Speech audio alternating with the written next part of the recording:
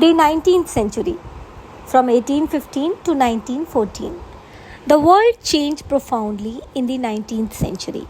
Economic, political, social, cultural, and technological factors interacted in complex ways to transform societies and reshape external relations.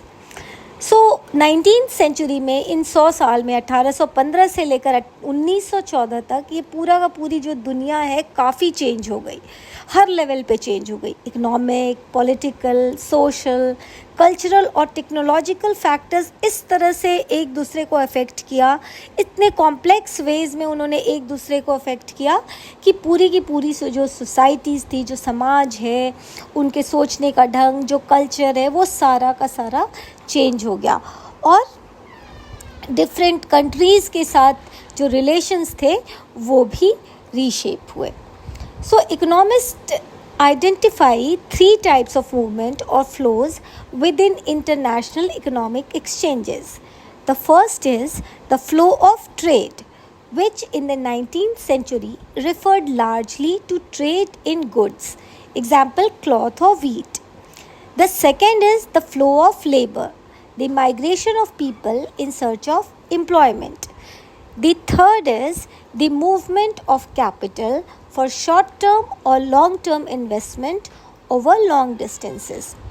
So, economists ने 3 types of movements identify किया है economic level पे within the international economic exchanges में, कि international level पे एक countries दूसरी countries में किस तरह से, एक country से दूसरी countries में किस तरह की चीज़ें move हुई हैं, क्या move हुआ है. तो ये जो फ्लो हुआ है, इकोनॉमिस्ट ने उनको तीन तरीके के मूवमेंट को आइडेंटिफाई किया है. फर्स्ट मूवमेंट है फ्लो ऑफ ट्रेड, जिसमें कि 19th सेंचुरी में जिसको बेसिकली ये जितने भी जो गुड्स थे उनकी मूवमेंट, जैसे कि वीट का मूवमेंट, क्लोथिंग की मूवमेंट्स, इनको रेफ़र किया गया कि फ्लो ऑफ ट्रेड इसी तरह से हुआ. The second is the flow of labour, यानी कि लोगों ने माइग्रेट किया एक जगह से, यूरोपियन कंट्रीज से लोग माइग्रेट हुए अमेरिका की तरफ, ऑस्ट्रेलिया की तरफ. तो ये इन सर्च ऑफ एम्प्लॉयमेंट, क्योंकि यूरोप में कमियां थी, वहाँ पे एम्प्लॉयमेंट नहीं था. Europe is you all know that Europe is a very small continent.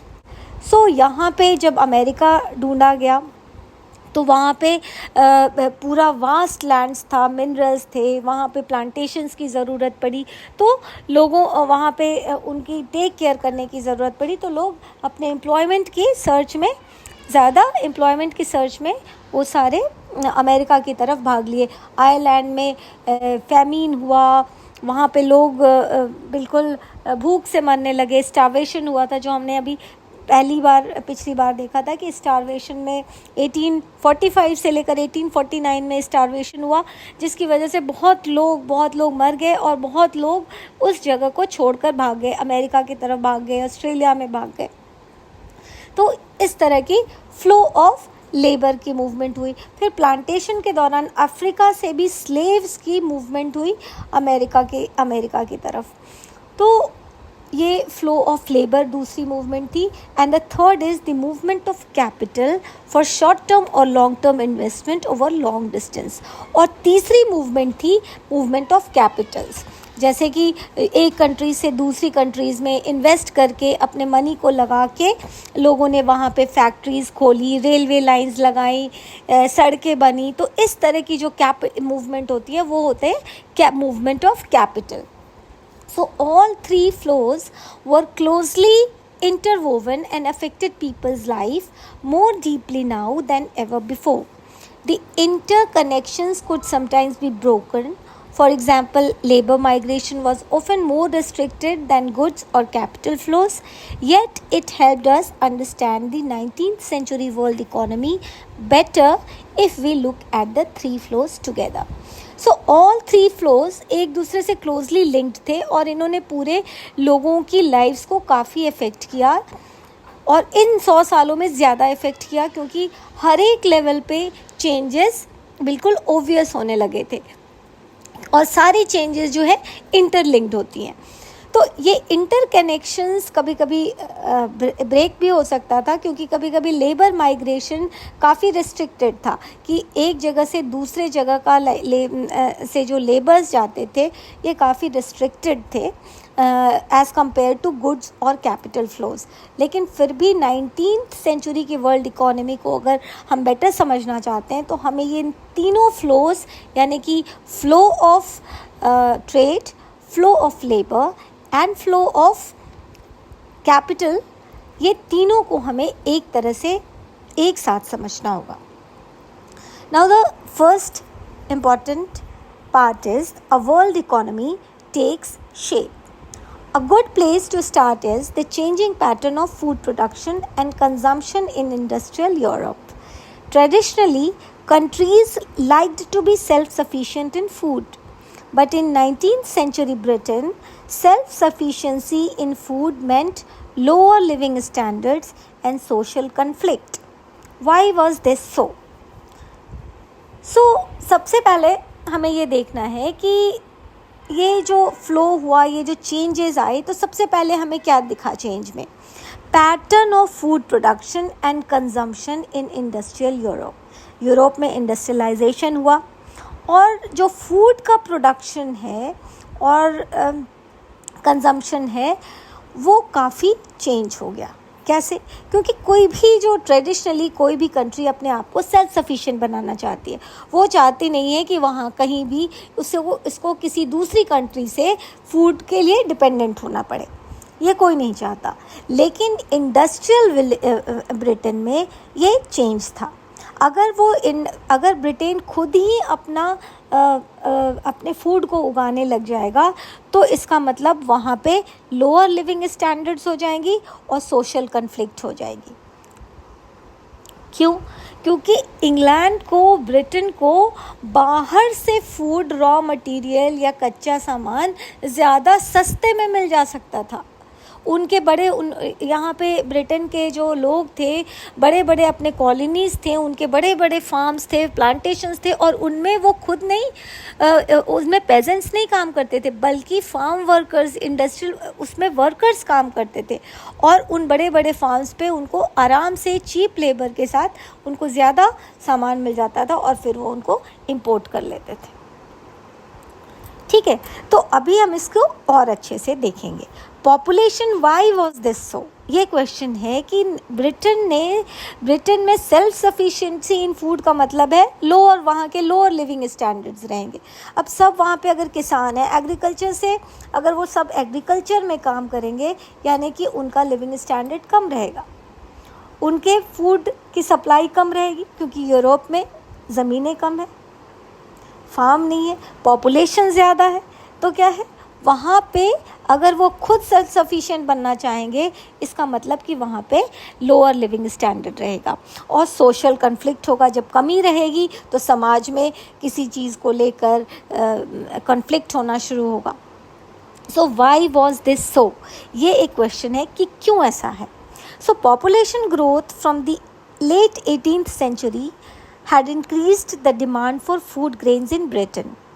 As urban centers expanded and industry grew, the demand for agricultural products went up, pushing up food grain prices. Under pressure from landed groups, the government also restricted the import of corn. The laws allowing the government to do this were commonly known as corn laws. Unhappy with high food prices, industrialists and urban dwellers forced the abolition of the corn laws. इस चीज़ को समझना है हमें कि 19th century Britain में self sufficiency इन food का मतलब था लोअर लिविंग स्टैंडर्ड और सोशल कन्फ्लिक्ट।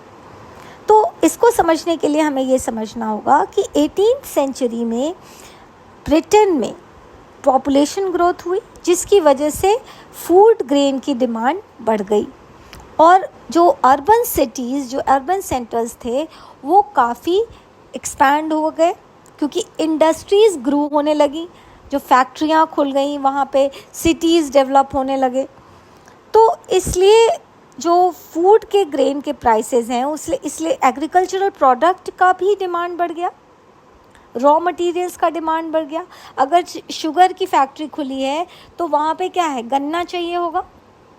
तो गन्ना को अगर वो ब्रिटेन खुद उगाने लगेगा तो यानी कि वहाँ पे उसकी डिमांड्स बढ़ जाएंगी, यानी कि बाकी फूड के क्रॉप्स अफेक्ट होंगे और लोअर स्टैंडर्ड्स रहेगी। और जो फूड जो कंजम्पशन के फूड है अगर वो कम होंगे तो उनकी महंगाई बढ़ेगी। तो इस तरह से ये जो डिमांड फॉर एग्रीकल्चरल प्रोडक्ट्स भी काफ़ी बढ़ गया और इसकी वजह से जो फूड ग्रेन्स थे उनके दाम बढ़ गए। अब इसकी वजह से under pressure from the landed groups the government also restricted the import of corn. अब जो लैंडेड ग्रुप्स हैं यानी कि जिनके पास ज़मीनें हैं, जो लैंड ओनर्स हैं, उनके रेस्ट्रिक्शंस के, उनके प्रेशर की वजह से गवर्नमेंट ने क्या किया, कॉर्न के इंपोर्ट पे बैन लगा दी। कॉर्न कहाँ से आता था, अमेरिका से आता था, तो कॉर्न के इंपोर्ट पे उन्होंने बैन कर दिया। और the laws allowing the government to do this were commonly known as corn laws. So जो इम्पोर्ट ऑफ कॉर्न और इम्पोर्ट ऑफ गुड्स जो थे उनके इम्पोर्ट पे, उनके आयात पे रोक लगा दी। तो इन सारे जितने भी लॉज थे जो कि कॉमनली उनको कॉर्न लॉज कहा गया था। And unhappy with high fruit prices, क्योंकि अब इसकी वजह से क्या हुआ कि जो इंडस्ट्रियलिस्ट थे, जो लैंडेड थे, जो कि रॉ मटेरियल एग्रीकल्चरल प्रोडक्ट्स उगा रहे थे, उनके प्रेशर की वजह से गवर्नमेंट ने क्या बनाया, कॉर्न लॉज बनाए। ये कॉर्न लॉज में क्या हुआ था कि इंपोर्ट ऑफ कॉर्न को बैन कर दिया गया था। इंपोर्ट ऑफ कॉर्न ही नहीं, बहुत सारे और भी चीज़ें बैन हो गई थी इंपोर्ट को, बहुत सारी और भी फूड ग्रेन्स बैन हो गए थे। तो इसकी वजह से क्या हुआ कि और भी फूड के प्राइसेस बढ़ गए। जब फूड के प्राइसेस बढ़ गए तो इंडस्ट्रियलिस्ट और अर्बन ड्वेलर्स की वजह से वो अनरेस्ट हुआ। वहाँ पे फिर से उन्होंने अपने गवर्नमेंट को प्रेशराइज़ किया कि ये कॉर्न लॉज को एबॉलिश किया जाए, यानी कि ख़त्म किया जाए। यानी कॉर्न जो फूड ग्रेन्स का है उनका इंपोर्ट हम कर सकते थे, क्योंकि अब जब इंडस्ट्रीज़ बनेगी, कोई भी चीज़ जब वहाँ पे इनकम वहाँ पे नहीं आ रहा है, ठीक है, तो वो क्या करेंगे, वो चीज़ वो उगाना छोड़ देंगे, वो उस चीज़ में अपनी मेहनत नहीं लगाएंगे। अब जब बाहर से मंगाया हुआ सामान इजीली और चीप आ रहा है तो यहाँ ब्रिटेन में कोई क्यों फसल उगाएगा, ठीक है। तो इस तरह से कॉर्न लॉज को एबॉलिश किया गया। तो after the corn laws were scrapped, food could be imported into Britain more cheaply than it could be produced within the country। तो कॉर्न लॉज के स्क्रैप होने पे, कॉर्न लॉज के एबॉलिश होने से फूड को इंपोर्ट किया जा सकता था ब्रिटेन में, और ब्रिटेन में बहुत ही ज़्यादा सस्ता फूड आ सकता था। जो ब्रिटेन की कंट्री खुद अगर प्रोड्यूस करेगी तो महंगे फूड बनेंगे, क्योंकि वहाँ पे लेबर कॉस्ट है वहाँ पे, और जबकि वो जो अपनी कॉलोनीज़ हैं वहाँ पे चीप लेबर्स में ये पूरे के पूरे एग्रीकल्चर वर्कर्स थे, लेबरर्स थे, चीप वेजेस पे काम करते थे और वहाँ से वो चीप फूड मंगवा सकते थे। So British agriculture was unable to compete with the imports. Vast areas of land were now left uncultivated and thousands of men and women were thrown out of work.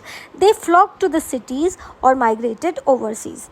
तो इसकी वजह से क्या हुआ, corn laws के remove होने से Britain को आराम से सस्ता अनाज मिलने लगा। बाहर अपने कॉलोनीज़ में वो अपने एग्रीकल्चर वहाँ पे उनको सस्ता अनाज मिलने लगा। और जो ब्रिटेन में जो इसकी वजह से क्या था कि ब्रिटेन का एग्रीकल्चर ये बाहर के इंपोर्ट्स से, जो चीप इंपोर्ट्स था, उसको वो कम्पीट नहीं कर सकते थे, क्योंकि वो उनको खुद के उगाने में ज़्यादा खर्च था। तो इसीलिए वास्ट लैंड्स वगैरह अब उनको बिल्कुल बिना कल्टीवेट किए ही छोड़ दिया गया था। वो बिल्कुल कृषि जो एग्रीकल्चर वाले काम थे, उन्होंने किसानों ने अपना फसलें उगाना बंद कर दी।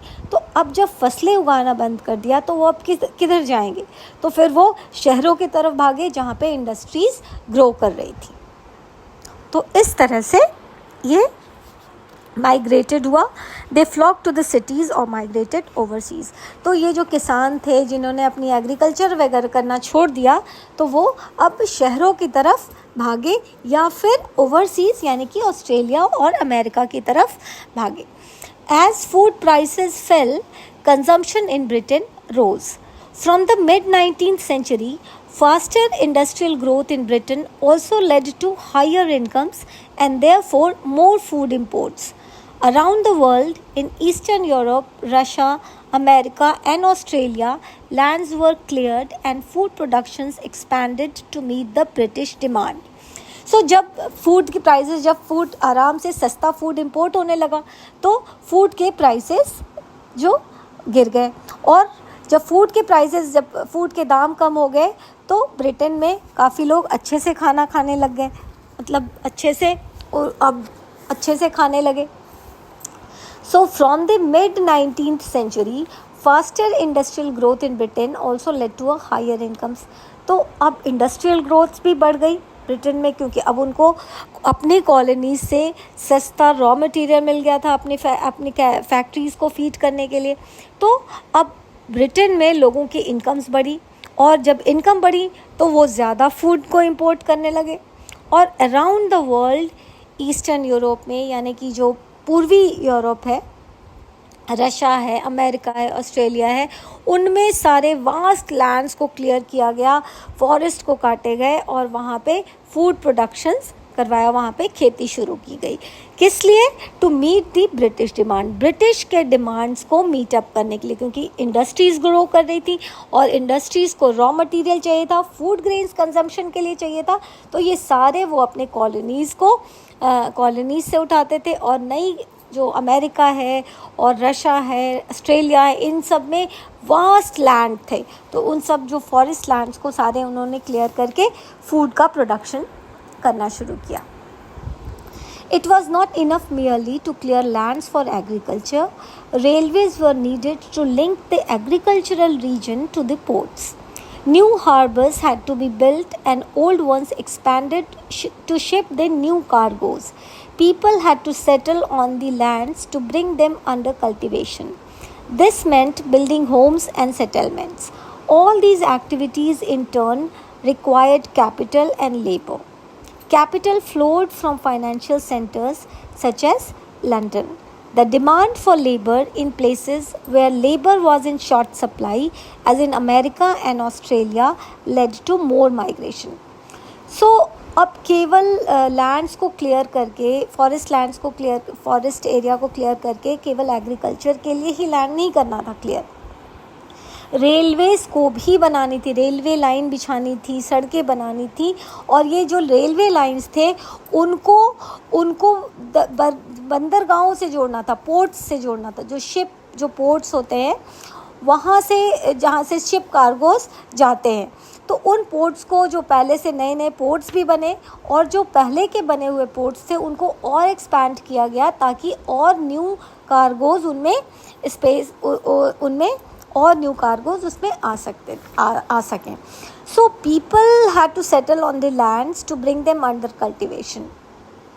अब जब ये इतने बड़े बड़े फॉरेस्ट एरियाज़ को क्लियर किए गए तो वहाँ पे लोगों को सेटल होना था, ताकि वो उन पे कल्टीवेशन किया जा सके। सो इसका मतलब है कि अगर सेटल होना है तो उनको अपने घर बनाने हैं, सेटलमेंट्स करने हैं, तो इस तरह से की एक्टिविटी के लिए क्या होगा, पैसा चाहिए और लेबर चाहिए। हाँ, आपको अगर अपनी घर बनाना होता है तो आपको पैसे भी चाहिए और आपको लेबर भी चाहिए जो कि घर बनाएगा। So all these activity in turn required capital and labor. और कैपिटल कहाँ से आया? कैपिटल जो लंदन के फाइनेंशियल सेंटर्स थे वहाँ से कैपिटल फ्लो हुआ, और जो लेबर थे वो कहाँ से? The demand for labour in places where labour was in short supply as in America and Australia led to more migration. अब वहाँ पे लेबर कहाँ से आया जाएगा? तो लेबर के लिए अमेरिका और ऑस्ट्रेलिया में यूरोप से भी लोग गए, वहाँ पे यूरोप के उन पार्ट से, जैसे आयरलैंड से काफ़ी लोग गए, काफ़ी लोग माइग्रेट किए, क्योंकि आयरलैंड उतना ज़्यादा डेवलप नहीं था वहाँ पे। ब्रिटेन जैसे इंग्लैंड है, अगर ब्रिटेन देखा जाए तो वहाँ पे 4 आइलैंड्स हैं, एक इंग्लैंड, आयरलैंड, स्कॉटलैंड और वेल्स। तो इंग्लैंड सबसे ज़्यादा प्रॉस्परस था एंड आयरलैंड बिल्कुल ही एग्रीकल्चर आइलैंड था।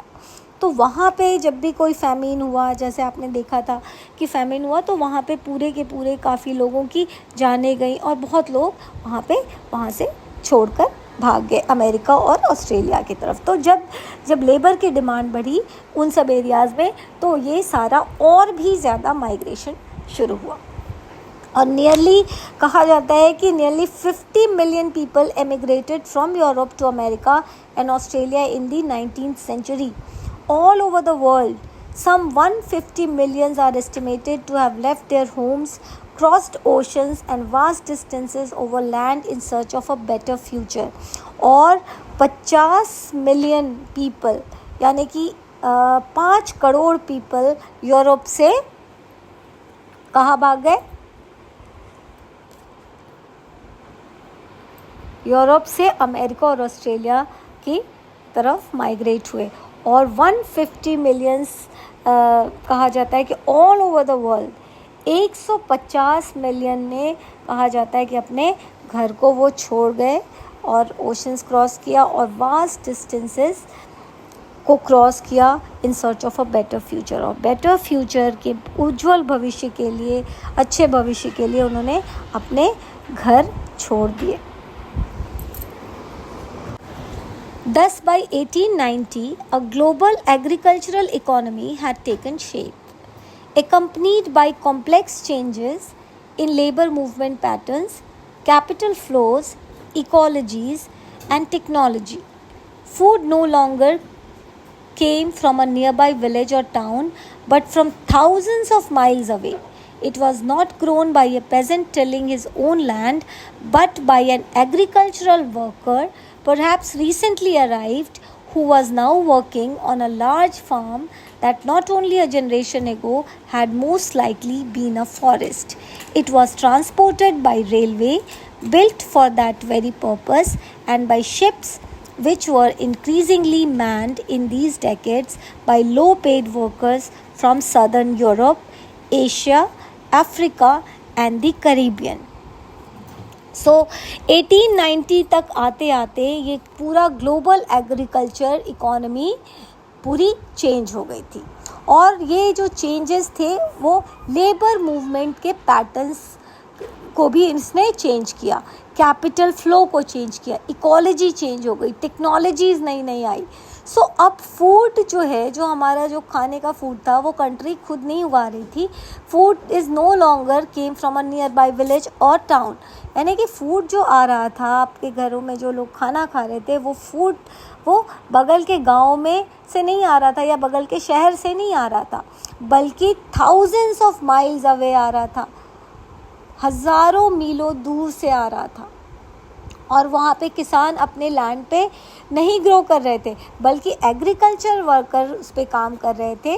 जो फार्म्स पहले कभी फॉरेस्ट रहा, उन फॉरेस्ट पे ये एग्रीकल्चरल वर्कर्स काम किए और उन फॉरेस्ट फार्म लैंड्स पे बिल्कुल जो यूरोपियन कॉलोनिस्ट थे उन सब का ऑक्यूपेशन था, उन सब का कब्ज़ा था। सो इस तरह से ये इट वाज ट्रांसपोर्टेड और ये जितने भी फूड के थे उन सबको रेलवेज़ के थ्रू ट्रांसपोर्ट किया गया। रेलवेज़ को बनाने का भी यही पर्पस था, transportation of raw material from these Asia, Africa और America to Europe. So, and by ships which were increasingly manned in these decades by low-paid workers from southern Europe. और ये जो ट्रांसपोर्टेशंस, रेलवेज़ और शिप्स में बहुत ही cheap लो paid workers southern Europe से लाए जाते थे, एशिया से लाए जाते थे, अफ्रीका और कैरिबियन आइलैंड से लाए जाते थे, ताकि अमेरिका के फार्म्स पे और जो न्यू अमेरिकाज़ हैं, अमेरिका के फार्म्स पे इनके वर्क किया जा सके. Some of this dramatic change, though on a small scale, occurred closer home in West Punjab, Here, the British Indian government built a network of irrigation canals to transform semi-desert waste into fertile agricultural lands that could grow wheat and cotton for export. The canal colonies, as the areas irrigated by the new canals were settled by peasants from other parts of Punjab. अब इस तरह की जो changes हुई वो हमारे India में भी हुई और साथ ही साथ वेस्टर्न पंजाब यानी कि आज का जो आप पाकिस्तान देखते हैं कहते हैं वो वेस्ट पंजाब था और वहाँ पे भी इस तरह की चेंजेस हुए. वहाँ पे ब्रिटिश इंडियन गवर्नमेंट ने इरिगेशन सिंचाई का पूरा व्यवस्था किया, पूरी इरिगेशन कैनाल्स लगाई गई ताकि ये सेमी डेजर्ट वेस्ट को फर्टाइल लैंड में चेंज किया जा सके. क्योंकि जो पंजाब है, राजस्थान का एरिया है, वो बिल्कुल ही डेजर्ट एरिया है ऑलमोस्ट.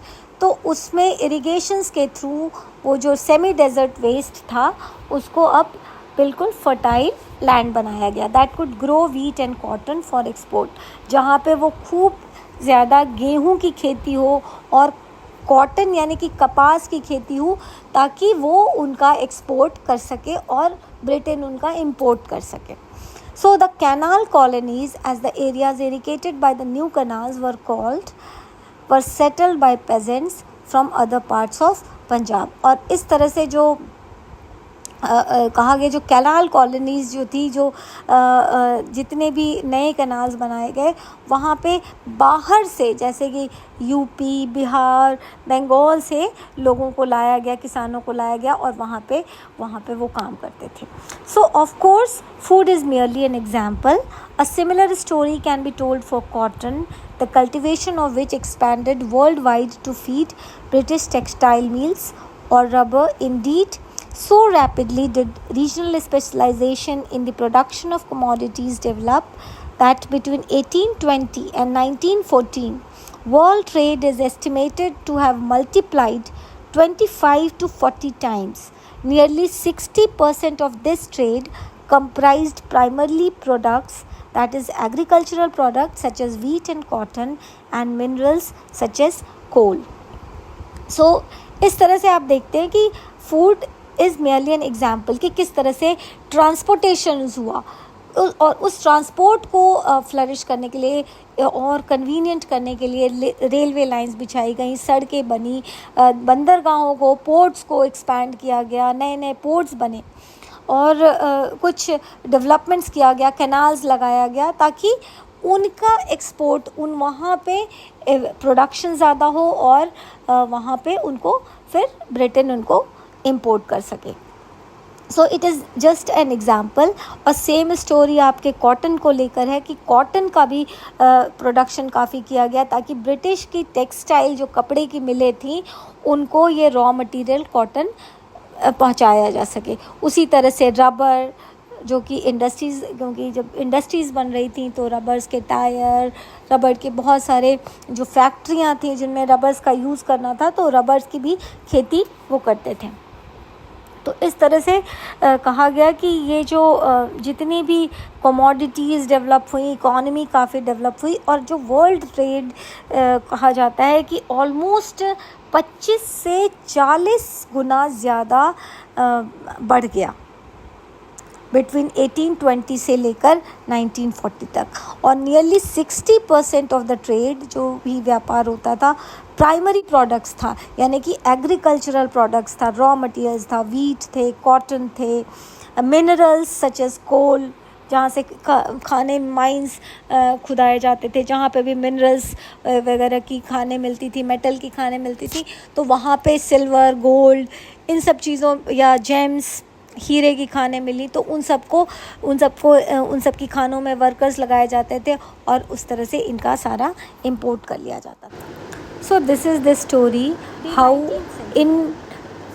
फ्रॉम 1815 टू 1914 इन 100 सालों में किस तरह से पूरी दुनिया चेंज हो गई, किस तरह से पूरी जो वर्ल्ड है पूरा पॉलिटिकल, सोशल, इकोनॉमिक लेवल पे पूरी तरह से ट्रांसफॉर्म हो गया था.